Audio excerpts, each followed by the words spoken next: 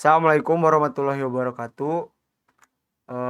Nama saya Sanu Prabu Perdana Muhammad dari Prodi Administrasi Publik 2021 kelas AP21C dengan NIM 2102 1111112. Di sini saya akan menjelaskan lembar jawaban saya terkait UAS Bahasa Indonesia. Di sini ada soal nomor 1, perbaiki penulisan nama gelar di bawah ini. Yang A ada Sri Mulyani Indrawati SE, MSc titik PhD, diubah menjadi Sri Mulyani Indrawati, SE titik M titik SC titik lagi lalu PhD. Gunanya titik koma setelah nama adalah untuk membedakan nama pemilik gelar dengan gelar tersebut. Kenapa gelar di belakang? Karena gelar akademik disimpannya setelah nama, sementara posisi akademik seperti profesor disimpan di depan. Lalu lanjut ke soal nomor 2. Jelaskan apa yang dimaksud dengan karya ilmiah. Karya ilmiah adalah karangan yang memaparkan pendapat, hasil pengamatan, tinjauan, dan penelitian dalam bidang tertentu yang disusun menurut metode tertentu dengan sistematika penulisan, bersantun bahasa, dan isinya merupakan kebenaran yang dapat dipertanggungjawabkan.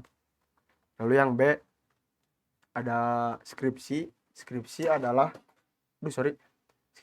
karya tulis ilmiah resmi akhir seorang mahasiswa dalam menyelesaikan program sarjana S1 pendidikan. Skripsi juga merupakan bukti kemampuan akademik mahasiswa dalam penelitian yang berhubungan dengan bidang keahliannya. Ya, lanjut ke nomor 3. Nanti kalau ada gagap-gagap maaf ya, biar nggak usah ritek-ritek, jelek-jelek deh gitu. Yang penting udah maksimal ya. Nomor 3, soalnya sebutkan manfaat dari sebutkan manfaat dari menulis karya ilmiah. Manfaatnya yang pertama untuk melatih mengembangkan keterampilan membaca yang efektif, lalu melatih untuk menggabungkan hasil bacaan dari berbagai sumber. Yang ketiga ada mengenalkan dengan kegiatan kepustakaan, lalu ada meningkatkan pengorganisasian fakta atau data secara jelas dan sistematis, lalu ada memperoleh keputusan intelektual, lalu ada memperluas cakrawala ilmu pengetahuan, dan yang terakhir sebagai bahan acuan dan penelitian pendahuluan untuk penelitian selanjutnya. Lalu soal nomor 4, jelaskan kembali mengenai jarak kertas atau margin, sisi kanan, sisi kiri, atas, dan bawah pada penulisan skripsi. Di sini ada sisi kanan menjorok 3 cm, sisi kiri 4 cm, untuk ke atas 3 cm, lalu ke bawahnya 3 cm. Lalu yang bagian B, jenis huruf, font, ukuran huruf, dan jarak pengetikan atau spasi dalam isi skripsi. Jenis huruf yang digunakan dalam pengetikan skripsi adalah yang pasti Times New Roman dengan ukuran huruf 12 dan jarak pengetikan atau spasinya 1,5. Untuk bagian C, isi, jarak, spasi, jumlah kata atau karakter dan kata kunci dalam abstrak adalah isi dari abstrak adalah rangkuman dari penelitian yang dilakukan sehingga pembaca akan mendapatkan gambaran mengenai isi karya tulis ilmiah secara ringkas. Abstrak ditulis dengan jarak spasi 1 dengan jumlah kata atau karakter sekitar 100 sampai 150 kata, dan kata kunci atau keyword dalam abstrak umumnya terdiri atas 3 sampai 5 kata. Lalu soal nomor 5, soal bagian D, maaf. Soal bagian D di sini ada teknik penulisan nomor halaman pada skripsi. Yang pertama penomoran awal skripsi mulai dari halaman judul, halaman sesudah sampul sampai dengan daftar lampiran menggunakan angka Romawi kecil.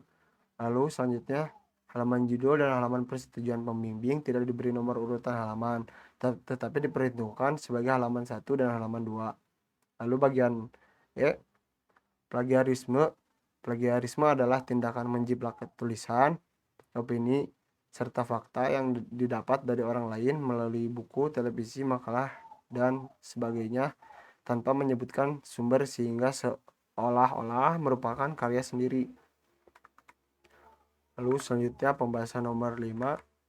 Pada umumnya, cara merujuk kutipan dalam karya tulis ilmiah dibagi dalam dua kategori, yaitu kutipan langsung dan kutipan tidak langsung. Bagaimanakah teknik merujuk kutipan langsung dan kutipan tidak langsung tersebut? Lalu jelaskan. Jawabannya, kutipan langsung ada beberapa yang harus diperhatikan, antara lain yaitu 1. Jangan mengadakan perubahan. Yang kedua, jika ada kesalahan pengutip tidak boleh memperbaikinya. Yang ketiga, menghilangkan bagian yang dikutip. Kutipan tidak langsung, dalam kutipan tidak langsung yang hanya ide pokoknya saja dengan menggunakan bahasa sendiri dalam penulisannya, kutipan diintegrasikan dalam badan atau naskah teksnya. Jarak kutipan dengan badan teksnya adalah sama, dan kutipan tidak menggunakan tanda kutip atau curek. Ya, nggak diedit ya ini. Jadi kalau gagap ya, maaf. Nomor 6. Buatlah dua kutipan langsung, bisa pendek atau panjang, sumbernya bebas. Sini saya akan mengambil dari buku studi kebijakan publik dari Paramara Hadian. Yang pertama, analisis kebijakan merupakan serangkaian aktivitas yang dilakukan oleh analis kebijakan untuk menghasilkan informasi berkualitas yang nantinya digunakan sebagai pembuatan kebijakan dalam rangka memecahkan permasalahan yang berkembang di masyarakat. Kemampuan analisis kebijakan penting dipelajari dalam studi kebijakan publik, mengingat analisis yang nantinya akan menghasilkan kebijakan publik yang unggul. Menurut Parama tahun 2022 halaman 163 di bukunya yang berjudul studi kebijakan publik tersebut. Lalu selanjutnya ada formulasi sebagai sebuah tindakan untuk menentukan pilihan-pilihan dalam menetapkan sebuah kebijakan yang telah disepakati dari serangkaian perdebatan. Aktor-aktor yang terlibat di dalam prosesnya seperti polisi capacity dan polisi instrumen untuk memberikan gambar mengenai berbagai pendekatan lebih dalam proses-proses kebijakan publik. Menurut Paramara Hadian tahun 2022 dalam bukunya yang berjudul Studi Kebijakan Publik halaman 38. Lalu selanjutnya pembahasan nomor 7. Buatlah satu kutipan tidak langsung, sumbernya juga bebas ya. Saya ngambil dari buku Panggara tahun 2013 yang berjudul Sistem Politik Indonesia. Di sini jawabannya, sistem politik merupakan mekanisme seperangkat fungsi atau peranan dalam struktur politik yang menunjukkan proses yang langgeng atau persistent pattern. Proses tersebut mengandung dimensi waktu, yaitu masa lampau, kini, dan mendatang. Dari sudut ini terlihat bahwa sistem politik merupakan bagian sistem yang lebih besar, yaitu sistem sosial.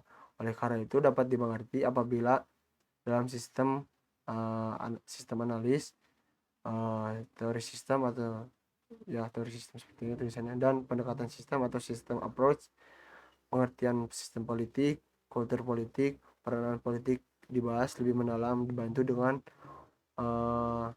dan meminjam pengertian sosiologi dan psikologi. Menurut Panggara tahun 2013 pada bukunya yang berjudul Sistem Politik Indonesia halaman 74. Lalu nomor 8, susun daftar pustaka dari bacaan di bawah ini. Yang pertama adalah penulis Profesor Dr. Sugiono, judul buku penelitian kuantitatif, nama penerbit Alfabeta, tempat terbit Jakarta, tahun terbit 2013, diubah menjadi Sugiono tahun 2013 judul buku penelitian kuantitatif tempat terbit Jakarta, lalu 2, nama penerbit Alfabeta . Lalu yang selanjutnya ada penulis Profesor Dr. Lexi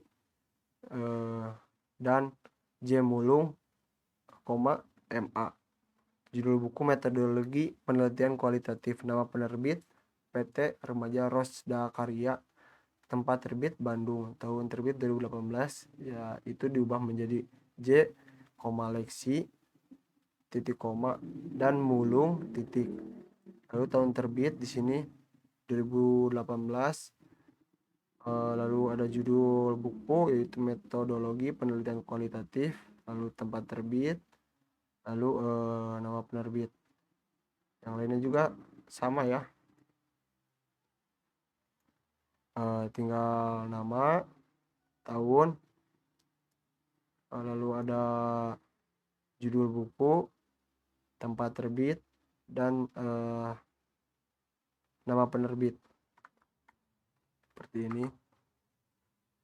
Nama, tahun, judul buku, tempat terbit, dan nama penerbit. Seperti itu. Terima kasih. Sekian dari saya. Assalamualaikum warahmatullahi wabarakatuh. Mohon maaf apabila banyak kekurangan karena ini satu kali take. Nggak ada edit. Makasih.